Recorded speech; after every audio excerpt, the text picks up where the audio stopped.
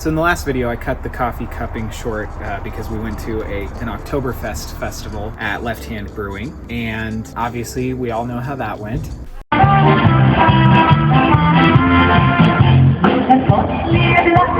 We did stein holding competitions and it was all really fun.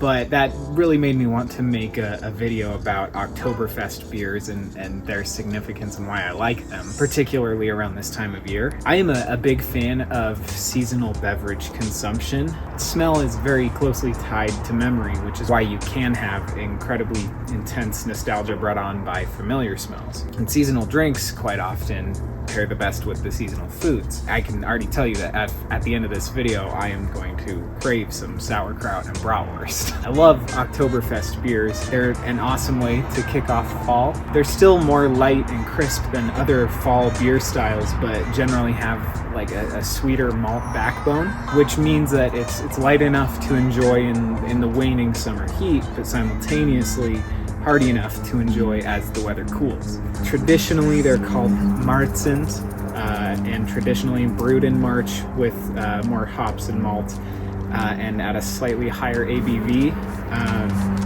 to allow it to last through the summer, and then they tap it once the fall season kicked off. I don't really think a lot of brewers observe this. Some do, some don't. I can already tell you I'm not going to be able to tell you the breweries that I'm doing today. I don't pay that close of attention to see, like, you know, when they brewed it, but they're all breweries I love, and I'm excited to, you know, do some comparisons of a beer style that I find particularly unique this time of year.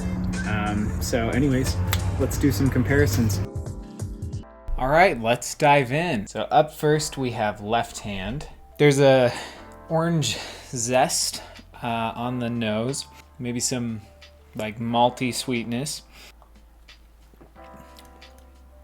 Yeah, the palate is it's sweet, it's tangy, it's got a round mouth feel, and a citrusy orange finish. Palate's got a little bit of bitterness too. The finish is also kind of bitter, more bitter than it was when we had it on tap at the brewery, but it's still good. It's still classic Oktoberfest. I'm really digging it. Moving on to the Sierra Nevada. I had this one a couple weeks ago. There's like a really intense honey sweetness on the nose, almost like a wildflower honey. It's almost vegetal, but not in a like, I don't know, broccoli kind of way, but like herby. An intense wildflower honey sweetness on the nose. And that just chases it right into the palate. Not as much citrus as on the Left Hand, but it's still like kind of there in the background. It's a lighter mouthfeel than Left Hand's, which is interesting considering that this is an amber. So you'd think it'd be, I guess, a little bit heavier and darker, but the mouthfeel comes through really light. It's got a crisp finish, maybe a little like mild bitterness. That is also really good. On to Upslope. This one I'm kind of curious about because it's, I mean, looking at the color next to all of these, this is much lighter by kind of leaps and bounds. Like all of these are in the amber and orange color scheme, but this is more light and yellowy versus orangey.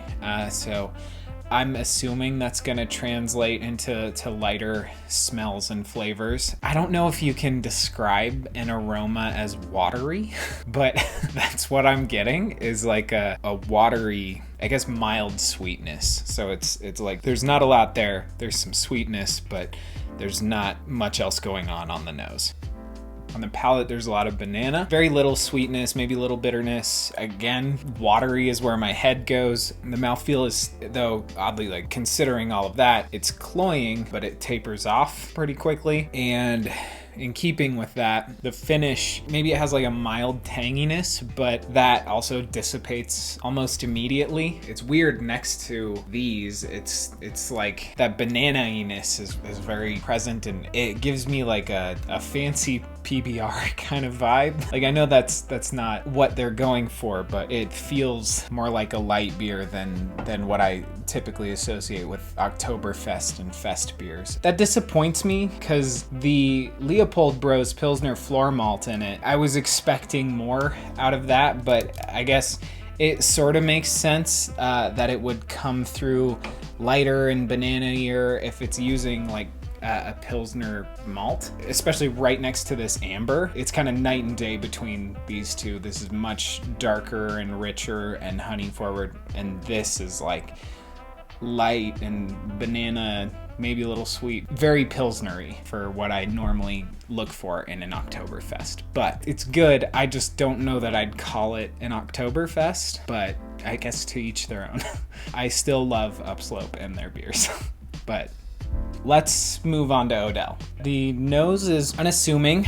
There's very little, maybe almost like a mild smokiness. The palate kind of has this maltiness and yeastiness that combines in my brain into like a bready sweetness, and maybe some mandarin orange. The mouthfeel though is like very heavy and round. The heaviest so far. Very, very heavy. And then there's like a mild bitterness on the finish, but very consistent and present.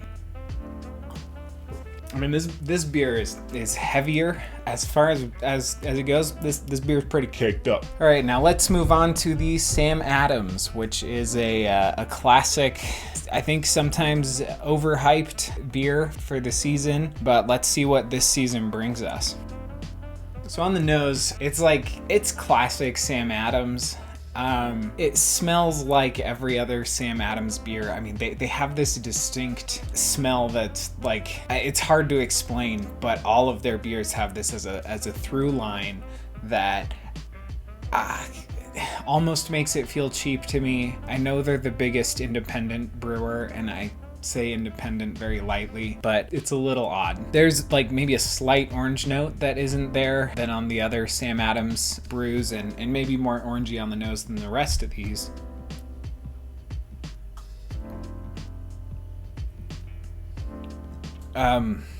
So on the palate, the Sam Adams is kind of like sickly sweet, and maybe that's a factor of being like right next to all of these, but comparatively it is very sweet, but less of a honey sweetness or like cane sugar and more molassesy, which kind of translates into the mouthfeel. It's kind of like sticky and overly cloying.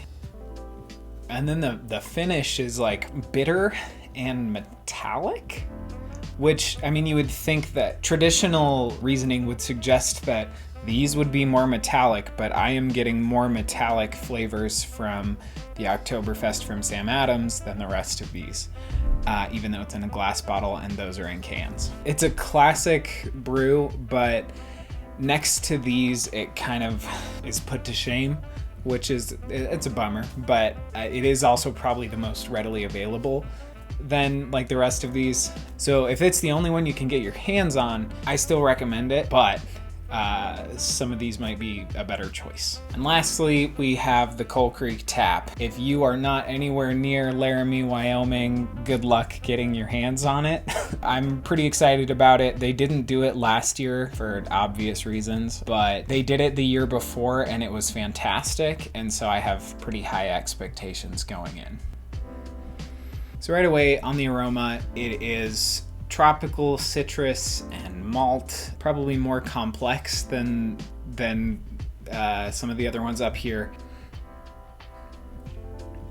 The palate has blood orange and maybe a mild banana and a mild bitterness, but like very, very inoffensive, very light, very medium, middle of the road mouthfeel. The finish is pleasantly sweet and a little zesty, which is pretty fun. All right, I think I'm gonna rank these now in terms of what I like the most. And there you go. This is the order that I like them in. At the end here, we've got the Sam Adams.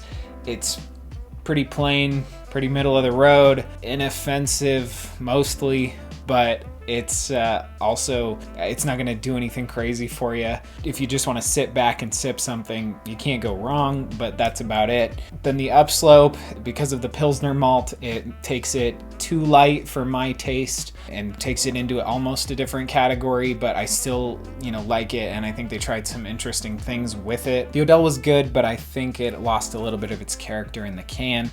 I'd be interested to see how it is on tap, but it sort of came through like it was missing some elements and it was just kind of unassuming. While simultaneously being heavy, I still think it's good.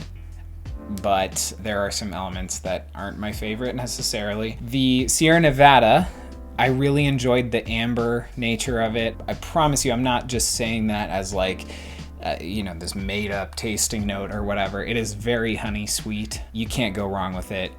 I think this one I'll be able to enjoy, later than the rest of these. As the weather cools, it's gonna, give some of that, comfort of honey sweetness and stuff. I'm excited to keep it in the fridge. The left hand, as far as things go, I would consider the most classic Oktoberfest up here. It's got it all. It's got the citrusiness, it's got some malt. There's a little more bitterness on the finish. It's interesting having it in a can and then on tap and being able to compare them. I think they were both really solid though, and good representations of the category. And then in first, I've got my Coal Creek here because they tried new things. It's still sweet, but it's got a lot of complexity that was a bold choice. I don't know if it was a choice, but it's very complex and very interesting while still being true to the category. And I really appreciate that, and I really enjoy it. That tropical citrusiness combined with the malt backbone and bitterness, it plays very well together, and I'm excited to have a 64-ounce growler of it. Now I think the only thing left to do is to take this frosty mug and add the rest of this all in there and see what the blend tastes like. This is probably going to be an affront to God, but we'll see how it is. Yep, orangey, malty, bitter. I think you can't go wrong with any of these. Go enjoy some Oktoberfest beers, my friend. I hope you had fun with this. If any of these sound good to you, pick some up and enjoy them as the fall kicks off. Take a hike, go to an apple orchard, do some hay rides and corn mazes, and pair it with some good bratwurst. Catch you in the next one.